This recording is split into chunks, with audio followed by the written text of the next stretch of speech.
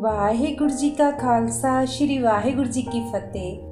ਧੰਨ ਧੰਨ ਸੰਤ ਬਾਬਾ ਹਰਨਾਮ ਸਿੰਘ ਜੀ ਰਾਮਪੁਰ ਖੇੜੇ ਵਾਲੇ ਸਰਦਾਰ ਸਰਵਣ ਸਿੰਘ ਜੀ ਜੋ ਕਿ ਸੈਂਟਰਲ ਟਾਊਨ ਜਲੰਧਰ ਵਿਖੇ ਆਪਣਾ ਕਾਰੋਬਾਰ ਕਰਦੇ ਸਨ। ਆਪ ਜੀ ਦਾ ਜੱਦੀ ਪਿੰਡ ਪੱਟੀਆਂ ਜ਼ਿਲ੍ਹਾ ਹੁਸ਼ਿਆਰਪੁਰ ਸੀ। ਤਕਰੀਬਨ 1975 ਵਿੱਚ ਆਪ ਕਿਸੇ ਕਾਰਜ ਲਈ ਆਪਣੇ ਉਪਰੋਕਤ ਪਿੰਡ ਆਏ। ਇਹਨਾਂ ਦੇ ਘਰੋਂ ਬੀਬੀ ਗੁਰੂ ਘਰ ਦੀ ਕਾਫੀ ਸ਼ਰਧਾਲੂ ਸੀ, ਸੋ ਉਸਨੇ ਸਰਦਾਰ ਸਰਵਣ ਸਿੰਘ ਹੋਰਾਂ ਨੂੰ ਕਿਹਾ ਕਿ ਸੁਣਿਆ ਹੈ ਕਿ ਪਿੰਡ ਗੋਂਦਪੁਰ ਨਜ਼ਦੀਕ ਜੋ ਸਦੀਆਂ ਤੋਂ ਵੀਰਾਨ ਥੇ ਪਿਆ ਸੀ, ਜਿੱਥੇ ਬੜੀਆਂ ਭੈੜੀਆਂ ਰੂਹਾਂ ਰਹਿੰਦੀਆਂ ਸਨ, ਜਿਸ ਸਦਕਾ ਉੱਥੇ ਕੋਈ ਵੀ ਠਹਿਰਦਾ ਨਹੀਂ ਸੀ। ਉਸ ਵੀਰਾਨ ਥੇ ਤੇ ਇੱਕ ਸੰਤ ਮਹਾਪੁਰਸ਼ ਆ ਟਿਕੇ ਹਨ ਤੇ ਉੱਥੇ ਗੁਰਦੁਆਰਾ ਸਾਹਿਬ ਵੀ ਬਣ ਗਿਆ ਹੈ। ਸੰਗਤ ਵੀ ਕਾਫੀ ਦਰਸ਼ਨ ਕਰਨ ਜਾਣ ਲੱਗ ਪਈ ਹੈ। ਅਸੀਂ ਵੀ ਨੇੜੇ ਆਏ ਹੋਏ ਹਾਂ, ਸੋ ਕਿਉਂ ਨਾ ਉਹਨਾਂ ਮਹਾਪੁਰਸ਼ਾਂ ਦੇ ਦਰਸ਼ਨ ਕਰਕੇ ਹੁਸ਼ਿਆਰਪੁਰ ਵੱਲ ਦੀ ਜਲੰਧਰ ਚਲੇ ਜਾਈਏ। ਸਫ਼ਰ ਦਾ ਕੋਈ ਬਹੁਤਾ ਫਰਕ ਨਹੀਂ ਪੈਣਾ। ਅੱਗੋਂ ਸਰਦਾਰ ਸਰਵਣ ਸਿੰਘ ਹੋਰਾਂ ਜਵਾਬ ਦਿੱਤਾ, ਤੈਨੂੰ ਬਹੁਤਾ ਹੀ ਸਾਧੂਆਂ ਸੰਤਾਂ ਦੇ ਦਰਸ਼ਨਾਂ ਦੀ ਲਾਲਸਾ ਰਹਿੰਦੀ ਹੈ। ਜਾ ਤੂੰ ਚਲੀ ਜਾ, ਮੈਂ ਇੱਥੇ ਪਿੰਡ ਹੀ ਠਹਿਰਦਾ ਹਾਂ, ਕਿਉਂਕਿ ਮੈਂ ਕਿਸੇ ਵੀ ਸਾਧ ਸੰਗਤ ਅੱਗੇ ਮੱਥਾ ਨਹੀਂ ਟੇਕਣਾ। ਇਹ ਉੱਤਰ ਸੁਣ ਕੇ ਬੀਬੀ ਨੇ ਕਿਹਾ ਕਿ ਮੈਂ ਇਕੱਲੀ ਕਿਸ ਨਾਲ ਜਾਵਾਂਗੀ। ਇੰਜ ਕਰੋ ਕਿ ਤੁਸੀਂ ਚਲੇ ਚਲੋ ਤੇ ਆਪ ਤੁਸੀਂ ਮਹਾਰਾਜ ਜੀ ਦੇ ਕਮਰੇ ਵਿੱਚ ਹੀ ਬੈਠੇ ਰਹਿਣਾ, ਮਹਾਪੁਰਸ਼ਾਂ ਨੂੰ ਨਾ ਮਿਲਣਾ। ਖੈਰ ਬੀਬੀ ਦੇ ਬਹੁਤਾ ਜ਼ੋਰ ਪਾਉਣ ਤੇ ਸਰਦਾਰ ਹੁਣੀ ਮੰਨ ਗਏ ਤੇ ਆਪਣੀ ਕਾਰ ਰਾਹੀਂ ਪਿੰਡ ਭੱਟੀਆਂ ਤੋਂ ਗੁਰਦੁਆਰਾ ਸਾਹਿਬ ਲਈ ਤੁਰ ਪਏ। ਸਰਦਾਰ ਸਰਵਣ ਸਿੰਘ ਹੁਰੀ ਦੱਸਦੇ ਹੁੰਦੇ ਸਨ ਕਿ ਜਦੋਂ ਅਸੀਂ ਅਜੇ ਗੋਂਦਪੁਰ ਤੋਂ ਗੁਰਦੁਆਰਾ ਸਾਹਿਬ ਵਾਲੀ ਸੜਕ ਨੂੰ ਮੁੜੇ ਹੀ ਸੀ ਤਾਂ ਮੇਰੇ ਮਨ ਵਿੱਚ ਜੋ ਬਹੁਤੀ ਕੱਟੜਤਾ ਸੀ ਉਸ ਵਿੱਚ ਕਾਫੀ ਫਰਕ ਪੈ ਗਿਆ ਤੇ ਮਨ ਵਿੱਚ ਸੰਤਾਂ ਪ੍ਰਤੀ ਪਿਆਰ ਉਤਪੰਨ ਹੋ ਗਿਆ। ਅੱਸੂ ਦਾ ਮਹੀਨਾ ਸੀ। ਰਸਤੇ ਵਿੱਚ ਇੱਕ ਬਰਸੀਨ ਦੇ ਖੇਤ ਵਿੱਚ ਸਰੋਂ ਉੱਗੀ ਹੋਈ ਦੇਖ ਕੇ ਮਨ ਵਿੱਚ ਸਾਗ ਖਾਣ ਦੀ ਵਾਸ਼ਨਾ ਬਣੀ ਤੇ ਨਾਲ ਹੀ ਮਨ ਵਿੱਚ ਇਹ ਫੁਰਨਾ ਬਣ ਗਿਆ ਕਿ ਅਸੀਂ ਸੰਤਾਂ ਦੇ ਦਰਸ਼ਨ ਕਰਨ ਜਾ ਰਹੇ ਹਾਂ। ਜੇ ਸੰਤ ਜੀ ਸਾਨੂੰ ਸਰੋਂ ਦੇ ਸਾਗ ਨਾਲ ਪ੍ਰਸ਼ਾਦਾ ਛਕਾਉਣ ਤਦ ਮੈਂ ਉਹਨਾਂ ਨੂੰ ਪੂਰਨ ਸੰਤ ਮੰਨਾਂਗਾ। ਅਜੇ ਇਹ ਫੁਰਨਾ ਆ ਕੇ ਹਟਿਆ ਹੀ ਸੀ ਕਿ ਗੁਰਦੁਆਰਾ ਸਾਹਿਬ ਦੇ ਨਜ਼ਦੀਕ ਜ਼ਿਮੀਂਦਾਰ ਦਾ ਖੇਤ ਵਿੱਚ ਮੱਕੀ ਦੀ ਫਸਲ ਨਾਲ ਲਹਿਰਾ ਰਹੀ ਸੀ।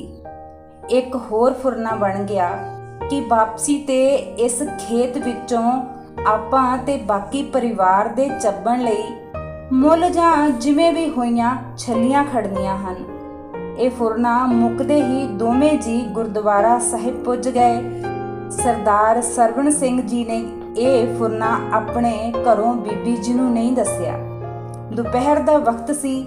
ਬਾਬਾ ਜੀ ਬਾਕੀ ਸੰਗਤ ਦੇ ਨਾਲ ਬਰਾਂਡੇ ਵਿੱਚ ਦਰੀ ਉੱਪਰ ਬੈਠੇ ਸ਼੍ਰੀ ਸੁਖਮਨੀ ਸਾਹਿਬ ਜੀ ਦਾ ਪਾਠ ਸਰਵਣ ਕਰ ਰਹੇ ਸਨ। ਜਦ ਇਹ ਦੋਵੇਂ ਜੀ ਸਰਦਾਰ ਸਰਵਣ ਸਿੰਘ ਜੀ ਤੇ ਉਹਨਾਂ ਦੇ ਘਰੋਂ ਬੀਬੀ ਜੀ ਨੇੜੇ ਆਏ ਤਦ ਬਾਬਾ ਜੀ ਨੇ ਉੱਚੀ ਆਵਾਜ਼ ਵਿੱਚ ਬਚਨ ਕੀਤਾ ਕਿ ਪਹਿਲਾਂ ਸਤਿਗੁਰਾਂ ਜੀ ਸ਼੍ਰੀ ਗੁਰੂ ਗ੍ਰੰਥ ਸਾਹਿਬ ਜੀ ਨੂੰ ਨਮਸਕਾਰ ਆਵੋ। ਦੋਵੇਂ ਸਰੀਰ ਸਤਿਗੁਰੂ ਮਹਾਰਾਜ ਜੀ ਨੂੰ ਨਮਸਕਾਰ ਕਰਕੇ ਬਾਬਾ ਜੀ ਪਾਸ ਸੰਗਤ ਵਿੱਚ ਆ ਗਏ। ਅਜੇ ਉਹ ਬਾਬਾ ਜੀ ਨੂੰ ਮੱਥਾ ਟੇਕਣ ਦੀ ਤਿਆਰੀ ਵਿੱਚ ਹੀ ਸਨ ਕਿ ਬਾਬਾ ਜੀ ਨੇ ਕਿਹਾ ਕਿ ਗੁਰੂ ਕੇ ਸਿੱਖ ਨੂੰ ਮੱਥਾ ਕੇਵਲ ਸਤਿਗੁਰੂ ਸ਼੍ਰੀ ਗੁਰੂ ਗ੍ਰੰਥ ਸਾਹਿਬ ਜੀ ਨੂੰ ਹੀ ਟੇਕਣ ਦਾ ਹੁਕਮ ਹੈ। ਉਹ ਤੁਸੀਂ ਟੇਕ ਆਏ ਹੋ, ਹੋਰ ਕਿਸੇ ਵੀ ਦੇਹਧਾਰੀ ਅੱਗੇ ਮੱਥਾ ਨਹੀਂ ਰਗੜਨਾ ਚਾਹੀਦਾ, ਬਲਕਿ ਸਤਿਗੁਰ ਜੀ ਦੀ ਬਖਸ਼ੀ ਹੋਈ ਫਤਿਹ ਬੁਲਾਉਣੀ ਚਾਹੀਦੀ ਹੈ। ਇਹ ਸਭ ਤੋਂ ਵੱਡੀ ਹੈ। ਇੱਕ ਤਾਂ 4 ਵਾਰੀ ਗੁਰਮੰਤਰ ਦਾ ਜਾਪ ਹੋ ਜਾਂਦਾ ਹੈ, ਦੂਸਰੇ ਸਤਿਗੁਰ ਜੀ ਦਾ ਹੁਕਮ ਮੰਨਿਆ ਜਾਂਦਾ ਹੈ। ਸੋ ਸਰਦਾਰ ਜੀ ਤੇ ਬੀਬੀ ਜੀ ਫਤਿਹ ਬੁਲਾ ਕੇ ਸੰਗਤ ਵਿੱਚ ਹੀ ਬੈਠ ਗਏ। ਸਰਦਾਰ ਸਰਵਣ ਸਿੰਘ ਜੀ ਦੱਸਣ ਮੁਤਾਬਿਕ ਅੱਧੀ ਕੋ ਨਿਸ਼ਾ ਤਾਂ ਬਾਬਾ ਜੀ ਵੱਲੋਂ ਮੱਥਾ ਨਾ ਟਿਕਾਉਣ ਨਾਲ ਹੀ ਹੋ ਗਈ ਸੀ। ਪਰ ਦੂਸਰੇ ਫੁਰਨੇ ਮਨ ਵਿੱਚ ਅਜੇ ਬਾਕੀ ਸਨ। ਜਦੋਂ ਅਸ਼ਟਪਦੀ ਪੂਰੀ ਹੋਈ ਤਦ ਬਾਬਾ ਜੀ ਨੇ ਭਾਈ ਅਮਰ ਸਿੰਘ ਜੀ, ਜੋ ਲੰਗਰੀ ਦੀ ਸੇਵਾ ਕਰਦੇ ਸਨ, ਨੂੰ ਆਵਾਜ਼ ਮਾਰੀ ਤੇ ਕਿਹਾ ਕਿ ਸਰਦਾਰ ਹੁਣੀ ਦੂਰੋਂ ਆਏ ਹਨ, ਇਹਨਾਂ ਨੂੰ ਲੰਗਰ ਛਕਾਵੋ। ਤੇ ਬੀਬੀ ਚਰਨ ਕੌਰ, ਜੋ ਸਵੇਰੇ ਸਾਗ ਲੈ ਕੇ ਆਈ ਸੀ, ਉਹ ਗਰਮ ਕਰਕੇ ਇਹਨਾਂ ਨੂੰ ਪ੍ਰਸ਼ਾਦੇ ਨਾਲ ਛਕਾਉਣਾ ਹੈ। ਇਹ ਬਚਨ ਸੁਣ ਕੇ ਸਰਦਾਰ ਸਰਵਣ ਸਿੰਘ ਹੁਰੀ ਦੱਸਦੇ ਹੁੰਦੇ ਹਨ ਕਿ ਮੇਰੇ ਮਨ ਵਿੱਚ ਬੜੀ ਸ਼ਰਮ ਆਈ ਤੇ ਮਨ ਵਿੱਚ ਪੂਰਨ ਪਤੀਜਣਾ ਹੋ ਗਈ ਕਿ ਇਹ ਮਹਾਪੁਰਸ਼ ਅੰਤਰਜਾਮੀ ਹਨ ਅਤੇ ਸਤਿਗੁਰੂ ਸ੍ਰੀ ਗੁਰੂ ਗ੍ਰੰਥ ਸਾਹਿਬ ਜੀ ਦੇ ਲੜ ਲੱਗਣ ਲਈ ਹੀ ਪ੍ਰੇਰਣਾ ਦਿੰਦੇ ਹਨ ਤਥਾ ਇਹਨਾਂ ਦਾ ਓਟ ਆਸਰਾ ਗੁਰਬਾਣੀ ਹੀ ਹੈ। ਸੋ ਬਾਬਾ ਜੀ ਦੇ ਹੁਕਮ ਕਰਨ ਤੇ ਤੱਪੜ ਉੱਪਰ ਬੈਠ ਗਏ। ਸਾਗ ਨਾਲ ਪ੍ਰਸ਼ਾਦਾ ਛਕ ਕੇ ਮਨ ਦੀ ਪੂਰਨ ਤ੍ਰਿਪਤੀ ਹੋ ਗਈ। ਲੰਗਰ ਛਕਣ ਉਪਰੰਤ ਸੰਗਤ ਵਿੱਚ ਬੈਠ ਕੇ ਰਹਿੰਦਾ ਸ੍ਰੀ ਸੁਖਮਨੀ ਸਾਹਿਬ ਜੀ ਦਾ ਪਾਠ ਸਰਵਣ ਕੀਤਾ। ਪਾਠ ਉਪਰੰਤ ਬਾਬਾ ਜੀ ਨੇ ਕਲਗੀਧਰ ਚਮਤਕਾਰ, ਜੋ ਲਾਗੇ ਮੰਜੇ ਉੱਪਰ ਰੱਖਿਆ ਹੋਇਆ ਸੀ, ਇੱਕ ਪ੍ਰੇਮੀ ਨੂੰ ਮੰਜੇ ਉੱਪਰ ਬੈਠ ਕੇ ਪੜ੍ਹਨ ਲਈ ਹੁਕਮ ਕੀਤਾ। ਚਮਤਕਾਰ ਵਿੱਚੋਂ ਸਤਿਗੁਰੂ ਜੀ ਦੇ ਕੌਤਕ ਦੀ ਇੱਕ ਸਾਖੀ ਸਰਵਣ ਕੀਤੀ। ਸਾਖੀ ਸੰਪੂਰਨ ਹੋਣ ਉਪਰੰਤ ਵਾਪਸ ਜਾਣ ਲਈ ਆਗਿਆ ਮੰਗੀ। ਇਸੇ ਸਮੇਂ ਦੌਰਾਨ ਇੱਕ ਪ੍ਰੇਮੀ ਕੱਪੜੇ ਵਿੱਚ 20-25 ਮੱਕੀ ਦੀਆਂ ਛੱਲੀਆਂ ਲੈ ਕੇ ਆਇਆ, ਜੋ ਉਸਨੇ ਗੁਰਦੁਆਰਾ ਸਾਹਿਬ ਅੰਦਰ ਮਹਾਰਾਜ ਜੀ ਦੇ ਹਜ਼ੂਰ ਆ ਭੇਟਾ ਧਰੀਆਂ। ਉਹ ਪ੍ਰੇਮੀ ਮਹਾਰਾਜ ਜੀ ਦੇ ਹਜ਼ੂਰ ਛੱਲੀਆਂ ਦੀ ਭੇਟਾ ਧਰ ਕੇ ਗੁਰਦੁਆਰਾ ਸਾਹਿਬ ਦੇ ਹਾਲ ਕਮਰੇ ਤੋਂ ਬਾਹਰ ਬਾਬਾ ਜੀ ਨੂੰ ਫਤਿਹ ਬੁਲਾਉਣ ਆ ਹੀ ਰਿਹਾ ਸੀ ਕਿ ਬਾਬਾ ਜੀ ਨੇ ਉੱਚੀ ਦੀ ਆਵਾਜ਼ ਮਾਰੀ ਕਿ ਜੋ ਛੱਲੀਆਂ ਤੁਸੀਂ ਸਤਿਗੁਰ ਜੀ ਅੱਗੇ ਧਰੀਆਂ ਹਨ, ਉਹ ਨਾਲ ਹੀ ਲੈ ਆਵੋ। ਉਹ ਪ੍ਰੇਮੀ ਕੱਪੜੇ ਸਮੇਤ ਸਾਰੀਆਂ ਹੀ ਛੱਲੀਆਂ ਲੈ ਆਇਆ ਅਤੇ ਬਾਬਾ ਜੀ ਨੂੰ ਆ ਫਤਿਹ ਬੁਲਾਈ। ਗੁਰਫਤਿਹ ਦਾ ਉੱਤਰ ਦੇਣ ਉਪਰੰਤ ਬਾਬਾ ਜੀ ਕਹਿਣ ਲੱਗੇ ਕਿ ਇਹ ਸਾਰੀਆਂ ਛੱਲੀਆਂ ਸਰਦਾਰ ਹੁਣਾਂ ਦੀ ਕਾਰ ਵਿੱਚ ਰੱਖਾਵੋ। ਸਰਦਾਰ ਸਰਵਣ ਸਿੰਘ ਦਾ ਮੁੰਡਾ ਫੜ ਕੇ ਬਾਬਾ ਜੀ ਕਹਿਣ ਲੱਗੇ, ਜਦੋਂ ਸੰਗਤ ਵਿੱਚ ਆਉਣਾ ਹੋਵੇ ਤਦ ਮਨ ਵਿੱਚ ਫਜ਼ੂਲ ਵਾਧੂ ਫੁਰਨੇ ਲੈ ਕੇ ਨਹੀਂ ਆਉਣਾ ਚਾਹੀਦਾ ਅਤੇ ਨਾ ਹੀ ਕਿਸੇ ਦੀ ਪਰਖ ਕਰਨ ਲਈ ਮਨ ਵਿੱਚ ਕੋਈ ਧਾਰਨਾ ਬਣਾਉਣੀ ਚਾਹੀਦੀ ਹੈ। ਸੰਗਤ ਵਿੱਚ ਆਉਣ ਦਾ ਪੂਰਨ ਲਾਭ ਤਦ ਹੀ ਹੈ ਜੇ ਸਾਰੇ ਸੰਸਾਰਿਕ ਸੰਕਲਪਾਂ ਦਾ ਤਿਆਗ ਕਰਕੇ ਕੇਵਲ ਗੁਰੂ ਦਰਸ਼ਨਾਂ ਅਤੇ ਨਾਮ ਬਾਣੀ ਦਾ ਲਾਹਾ ਪ੍ਰਾਪਤ ਕਰਨ ਦਾ ਫੁਰਨਾ ਹੀ ਮਨ ਵਿੱਚ ਲੈ ਕੇ ਆਈਏ।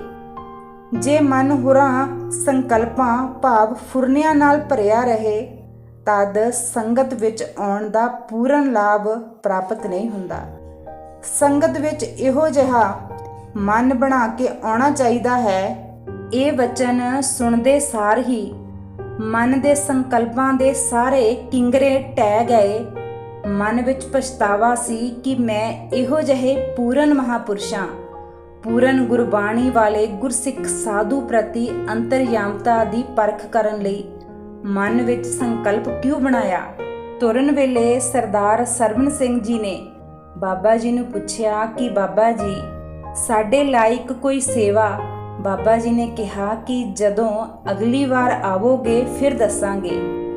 ਅਜੇ 2-4 ਦਿਨ ਹੀ ਬੀਤੇ ਕਿ ਉਹ ਸ਼ਬਦ ਮੁੜ-ਮੁੜ ਕੰਨਾਂ ਵਿੱਚ ਗੂੰਜਦੇ ਸਨ ਕਿ ਅਗਲੀ ਵਾਰ ਜਦ ਆਵੋਗੇ ਫਿਰ ਸੇਵਾ ਦੱਸਾਂਗੇ। ਥੋੜੇ ਦਿਨਾਂ ਵਿੱਚ ਹੀ ਮੁੜ ਪਰਿਵਾਰ ਸਹਿਤ ਬਾਬਾ ਜੀ ਨੂੰ ਮਿਲਣ ਗੁਰਦੁਆਰਾ ਸਾਹਿਬ ਪਹੁੰਚ ਗਏ। ਬਾਬਾ ਜੀ ਨੂੰ ਮਿਲ ਕੇ ਲੰਗਰ ਛਕਣ ਉਪਰੰਤ ਸਰਦਾਰ ਸਰਵਣ ਸਿੰਘ ਜੀ ਨੇ ਪੁੱਛਿਆ ਕਿ ਪਿਛਲੀ ਵਾਰ ਜਦ ਅਸੀਂ ਦਰਸ਼ਨ ਕਰਨ ਆਏ ਸਾਂ ਤਦ ਬਾਬਾ ਜੀ ਆਪ ਨੇ ਵਚਨ ਕੀਤਾ ਸੀ ਕਿ ਤੁਹਾਡੇ ਗੋਚਰੇ ਸੇਵਾ ਅਗਲੀ ਵਾਰ ਦੱਸਾਂਗੇ, ਸੋ ਹੁਕਮ ਕਰੋ ਜੋ ਅਸੀਂ ਕਰ ਸਕਦੇ ਹੋਈਏ। ਬਾਬਾ ਜੀ ਕਹਿਣ ਲੱਗੇ ਕਿ ਸਭ ਤੋਂ ਵੱਡੀ ਸੇਵਾ ਇਹੋ ਹੈ ਕਿ ਤੁਸੀਂ ਅੰਮ੍ਰਿਤ ਛਕੋ, ਨਿਤਨੇਮ ਕਰੋ ਅਤੇ ਗੁਰਸਿੱਖੀ ਰਹਿਤ ਦੇ ਪੂਰਨ ਧਾਰਨੀ ਬਣੋ।